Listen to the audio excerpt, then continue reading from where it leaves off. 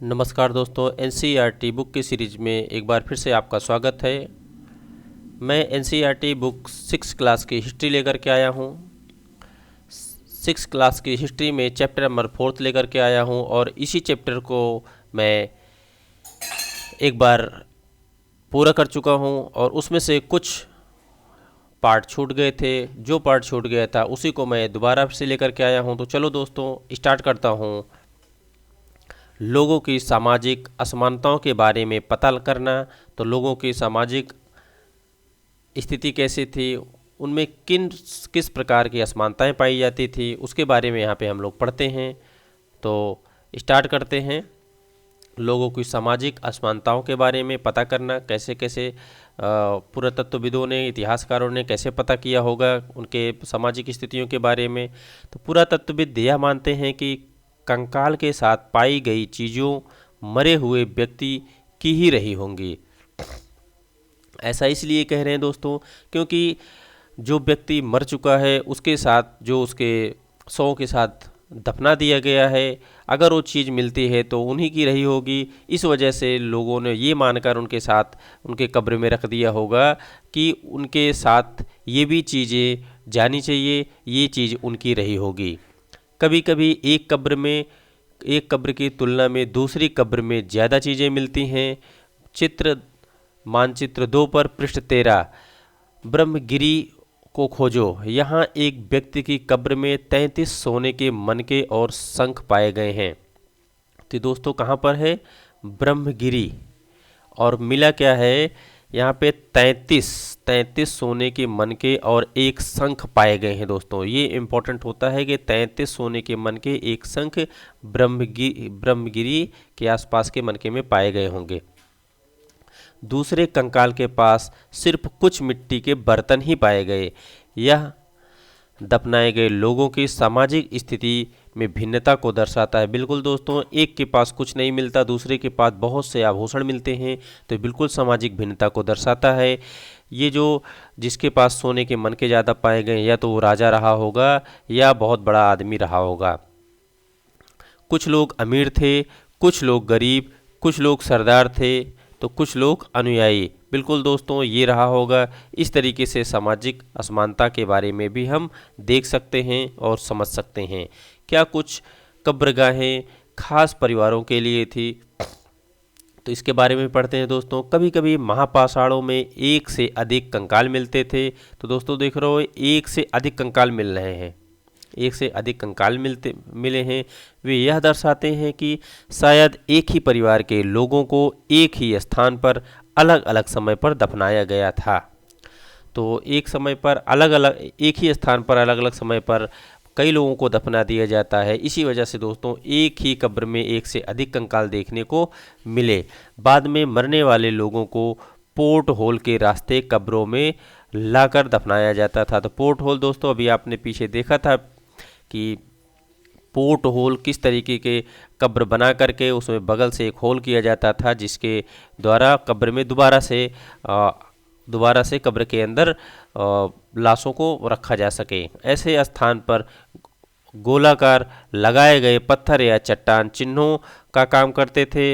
यहाँ लोग आवश्यकता अनुसार शवों को दफनाने दोबारा आ सकते हैं। तो दोस्तों देख रहे हो कि जो गोलाकार पत्थर लगाते थे कब्र के चारों तरफ, वो एक चिन्ह होता था, वो एक निर्देश देता था कि हाँ, ये इस तरीके की कब्र यहाँ पर बनाई गई है और इस कब्र में आप दोबारा लेकर के जा सकते हो। और उस कब्र में दोबारा जाने के लिए एक होल भी बनाया जाता है, जिस रास्ते से दोबारा व्यक्ति उसके अंदर जाते थे।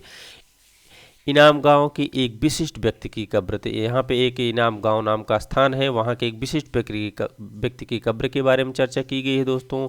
तो इनाम गांव को खोजो, यह आपको मैप में देखना है। यह भीमा की सहायक नदी घोड़ के किनारे एक जगह है।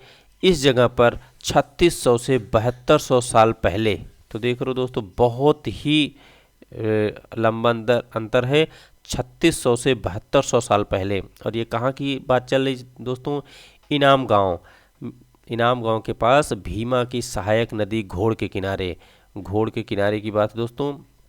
तो 3600 से सॉरी 3600 से 2700 साल पहले, शायद मैं इसको 72 बोल दिया था, 3600 से 2700 साल पहले लोग रहते थे। यहाँ वयस्क लोगों को प्रायः गड्ढे में सीधा लिटाकर दफनाया जाता था। तो देखो दोस्तों, वहाँ पे सीधा लिटाया जाता था, सीधा लिटाकर दफनाया जाता था। उनका सिर उत्तर की ओर होता था।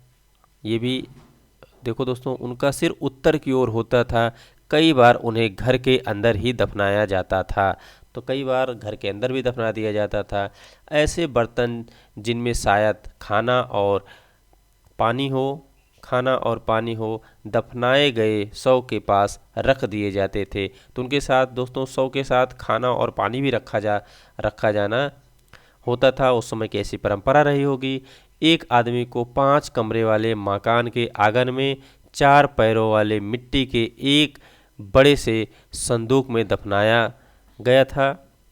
तो भी देखो दोस्तों कि एक और कब्र मिली है जो 5 कमरे वाले कमरे के आंगन में दफनाया गया है। वहाँ पे 4 पैरों वाले मिट्टी का एक संदूक है, उस संदूक के अंदर भी दफनाया गया था। बस्ती के बीच में बसा ये घर बस्ती के बीच में बसा यह घर गांव के सबसे बड़े घरों में से एक था। इस घर में एक अनाज का गोदाम भी था। 100 के पैर मुड़े हुए थे। तो देख रहे हो दोस्तों, किस तरीके के अवशेष, किस तरीके की जानकारी हमें इतिहास की बुक से मिल रही है कि जो वहाँ पे एक शव मिला था उसके पैर मुड़े हुए थे और उसको भी दफनाया गया था। आओ यहाँ पे देखते हैं क्या बताते हैं हमें कंकालों के अध्ययन से हमें क्या पता चलता है दोस्तों, इसके बारे में भी इस बुक में ही पढ़ते हैं। छोटे आकार के आधार पर एक बच्चे के कंकाल को आसानी से पहचाना जा सकता है, बिल्कुल, लेकिन एक बच्चे और बच्चे के कंकाल के बीच कोई बड़ा फर्क नहीं होता। क्या हम यह पता लगा सकते हैं कि कंकाल किसी पुरुष का था या स्त्री का? कभी कभी लोग कंकाल के साथ मिले सामानों के आधार पर इसका अंदाज़ा लगाते हैं। उदाहरण के लिए यदि कंकाल के साथ गहने मिलते हैं तो कई बार उसे महिला का कंकाल मान लिया जाता है। लेकिन ऐसी समझ के साथ समस्याएं हैं। अक्सर पुरुष भी आभूषण पहनते थे। कंकाल का लिंग पहचानने का बेहतर तरीका उनकी स्त्रियों की जांच है। चूंकि महिलाएं बच्चों को जन्म देती हैं, इसलिए उनके कटी प्रवेश या कूल्हे पुरुषों से ज़्यादा बड़े होते हैं। तो दोस्तों, हड्डियों से उनके आकार को पहचाना जा सकता था और कोई तरीका नहीं था जिससे पहचाना जा सके कि ये पुरुष है या स्त्री है। ठीक दोस्तों, आज से लगभग 2000 साल पहले चरक नाम के प्रसिद्ध वैद्य हुआ करते थे। ठीक दोस्तों, आज से लगभग 2000 साल पहले चरक नाम के प्रसिद्ध वैद्य हुआ करते थे। उन्होंने चिकित्सा शास्त्र पर चरक संहिता नाम की किताब लिखी। किस पे दोस्तों? चरक संहिता नाम की किताब लिखी थी। वे कहते हैं कि मनुष्य के शरीर में 360 हड्डियां होती थी। जो उस समय चरक संहिता नाम की पुस्तक लिखी गई थी, जो प्रसिद्ध वैद्य थे वो कहते थे कि 360 हड्डियां पाई जाती हैं। लेकिन आज तो ये दोस्तों नहीं होता। आज 206 हड्डियों का प्रमाण मिलता है। यह आधुनिक शरीर रचना विज्ञान है कि 206 हड्डियां से काफ़ी ज़्यादा हैं। ठीक दोस्तों, आप देख रहे हो कितना अंतर पाया जा रहा है इन दोनों में।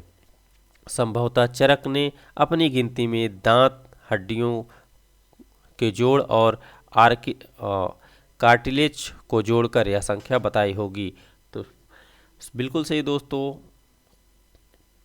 अन्य हड्डियों की संख्या इसमें जोड़ लिए गए होंगे, इस वजह से ये 360 हो गई। नहीं तो आज जो आधुनिक विज्ञान जो कहता है 206 हड्डियां हैं मानव के शरीर में।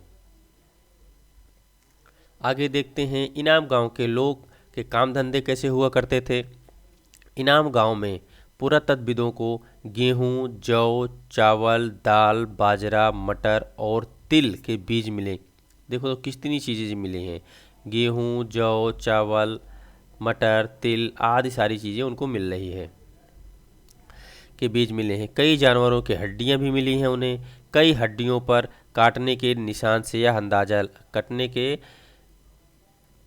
निशान से यह अंदाज़ा लगाया जा सकता है कि लोग उन्हें खाते रहे होंगे, क्योंकि काट कर खाया करते थे उन्हें। गाय भैंस, गाय बैल भैंस बकरी भेड़ कुत्ता घोड़ा गधा सुअर सांभर चितकबरा हिरण कृष्ण मृग खरहा नेवला चिड़िया घड़ियाल कछुआ केकड़ा और मछलियों के हड्डी भी प्राप्त हुए। तो देख लो कितने सारे जानवरों के हड्डियां यहाँ पे प्राप्त हुए हैं। इससे ये अंदाज़ा लगाया जा सकता है दोस्तों कि यहाँ पे ये सभी जानवर उस समय वहाँ रहा करते होंगे। ऐसा साक्ष्य मिलने से कि बेर आंवला जामुन खजूर और कई तरह के रस भरियाँ एकत्र की गई थीं। तो आप देख रहे हैं वहाँ पे जानवर भी मिल रहे हैं, जानवर के कंकाल भी मिले हुए हैं, वहाँ पे खाने के भी सामग्री मिले हुए हैं दोस्तों। तो ये सभी चीज़ें वहाँ पे मिली। इससे ये साक्ष्य मिलता है कि वहाँ के लोग इन सब चीज़ों का सेवन किया करते होंगे। आगे देखते हैं अन्यत्र। अन्यत्र में देखते हैं दोस्तों क्या महत्वपूर्ण जानकारी है। एटलस में चीन को देखो। चीन कहाँ पे है? लगभग 3500 साल पहले 3500 साल पहले यहाँ की लेखन कला के सबसे पुराने उदाहरण पाते हैं। यह जानवरों की हड्डी पर लिखे जाते थे। तो दोस्तों सब 3500 साल पहले जो लेखन सब मिली है यहाँ पे जानवरों की हड्डी पर लिखे जाते थे। इन्हें भविष्यवाणी करने वाली हड्डी कहा जाता था। यानी जो जादू टोना उस समय भी हुआ करता रहा होगा, क्योंकि ये भविष्यवाणी कर रही हड्डियाँ, क्योंकि यह मान्यता थी कि भविष्य बताती हैं, ये हड्डियाँ भविष्य बताती हैं। राजा लोग लिपिकारों से इन हड्डियों पर सवाल लिखवाते थे। क्या वे युद्ध जीतेंगे? क्या फसलें अच्छी होंगी? क्या उन्हें पुत्र होंगे? फिर इन हड्डियों को आग में डाल दिया जाता था, जहां इनमें गर्मी से चटक कर दरारें पड़ जाती थीं।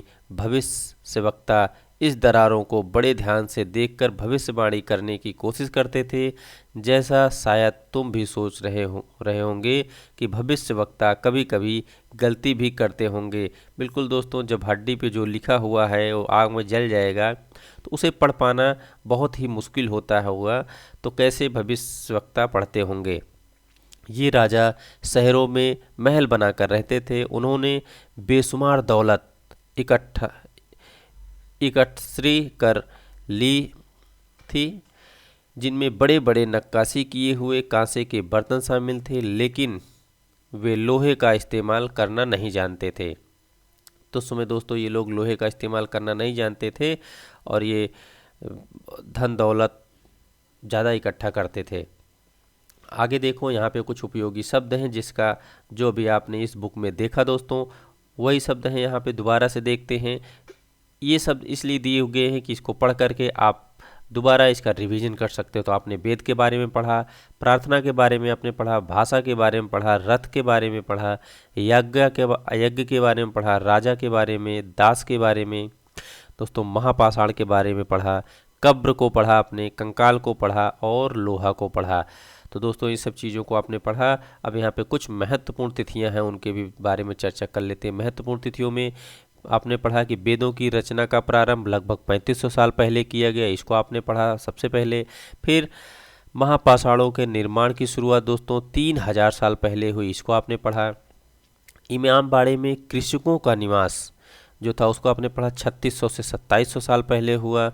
और चरक जो एक ऋषि के द्वारा लिखा गया था दोस्तों, चरक जो 2000 साल पहले हुआ दोस्तों। तो इस तरीके से आज हमने NCERT book history subject class 6 के 4th नंबर चैप्टर को मैंने ख़त्म किया। अब हम मिलेंगे अगले चैप्टर में दोस्तों, तब तक के लिए धन्यवाद।